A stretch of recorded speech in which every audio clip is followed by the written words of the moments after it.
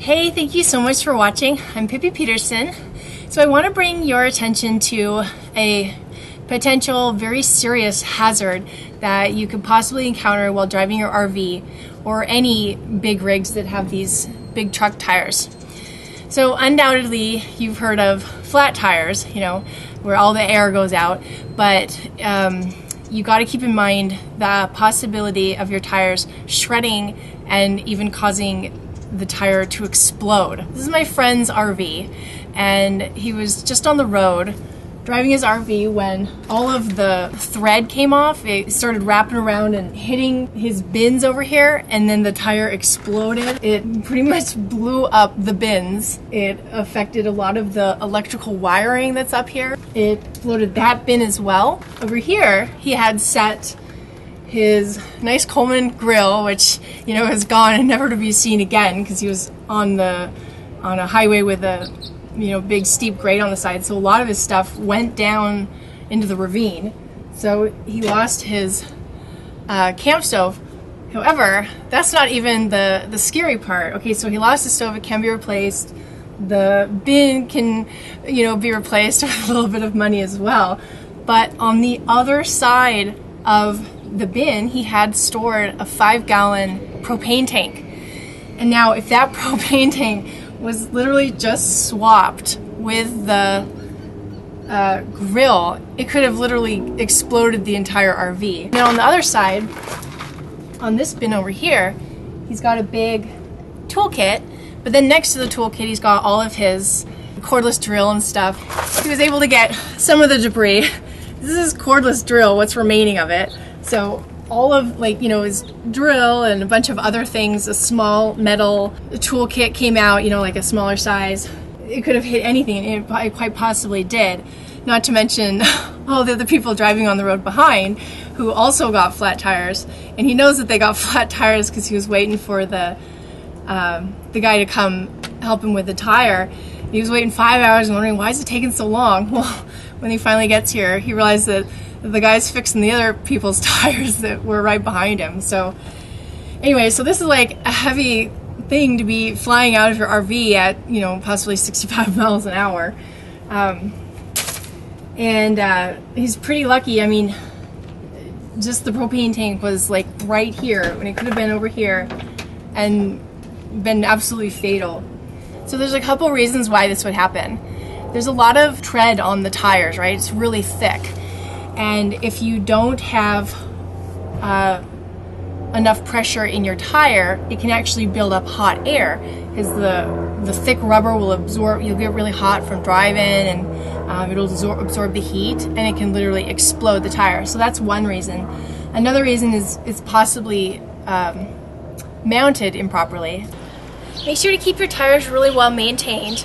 When you're going to be driving around a lot, or you've been driving around a lot, you're going to want to rotate them or get them rotated by somebody at a shop.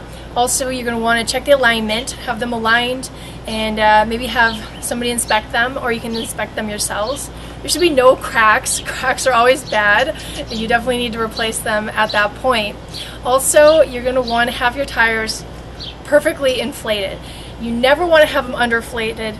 Overflating 10 pounds is better than underflating 1 pound. Underinflated tires not only give you worse gas mileage, but it also allows the tires to heat up, which is probably what caused the tire explosion on my friend's rig.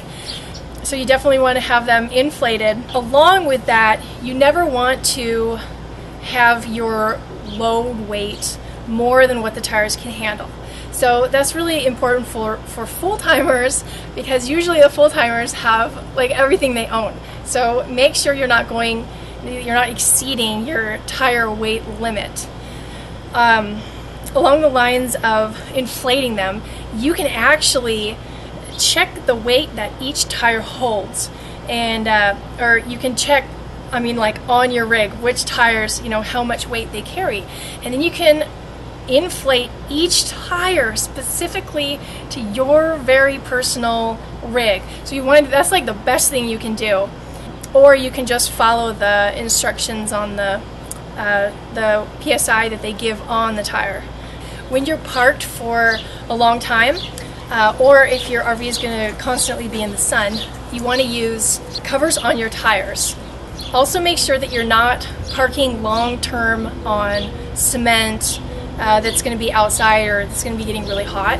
If you can, it's better to park on either those plastic blocks you can buy on pieces of wood, or gravel is always better than cement. Also, when you're parked for a long time, you want to put your jacks down. Definitely, it's recommended to always have your jacks down when you're parked. It takes a little bit of weight off of the tires, and those jacks are made to support the weight of the RV. So if you can, put your jacks down and get a little bit of weight off the tires. An interesting fact is there is actually one tire on a 6-tire rig that is going to blow out or get flat more than any other tire on the rig. And that happens to be on the right side, so that's the passenger side, the rear in the back, and if you have 2 wheels on your axle, it's the wheel on the inside, and that is because roads have what's called like a crown. You know, they slope down so that the water rushes off of the road, and so your RV is going to always kind of be like, you know, tilted outwards of the road a little bit, so that inner tire is getting the most weight on it. So definitely check that one before you go. I know it can be a pain to get in and check the inner tires, but that one is probably going to be the one to go first most often. So definitely check all of them, but particularly that one as well. Also, you want to just buy new tires every once in a while anyway. So they say like 5 to 7 years. That seems really short to me. I have tires, I'm almost embarrassed to say how old they are, but they scare me a little bit. It's probably time I get new tires. When you're checking the date, because not everybody knows the age of their tires, I certainly didn't. So to read the date, it's not like a date, it's, you know, it's a little obscure. After the year 2000, you'll notice that it will always say DOT, Department of Transportation, and then it's got like, you know, like 10 to 12 letters or numbers. And it's always the last 2. Those first letters and numbers can be who the manufacturer is, location it was manufactured, but don't worry about anyone's in the beginning. It's always the last 4 or 3. Since it's 2016 and beyond, you really want there to be the last 4. If there's So here's how it goes. Since 2000, you can read the last 4 of that big long number that always begins with DOT. The last 4 will be the number of weeks into the year, and then the year. So it won't say like 03 for March. It'll say, you know, 36 weeks. Which I'm not sure what month that is off the top of my head, but it'll say something like that. So you'll see numbers up to 56. So it could say like 52 and then 04 for 2004. Anything before 2000, you know, they weren't using the O, and they didn't distinguish between like 80s and 90s or 70s. Fingers crossed you don't have any 1970s tires on your RV, but they'll specify the decade in the 90s or 80s or beyond that with a little symbol. So I actually have a tire from 1992. Oh my god, it's an original tire on the RV, and it only has the last 3. So it's got the month, and then it has a 2 for 1992, and then you can see a little triangle after that, and that actually means the 90s. So take your tires off if you have that and put new ones on for sure, especially before you go driving long distances, and always, always, always carry a spare. Alright, so you probably need to buy new tires, just like me, and congratulations if you don't, good for you. Anyway, always keep your receipts. Most manufacturers, you'll have to check, but a lot of them, they will give you several years, like 4 years, or maybe even 5, of a warranty from the date of purchase.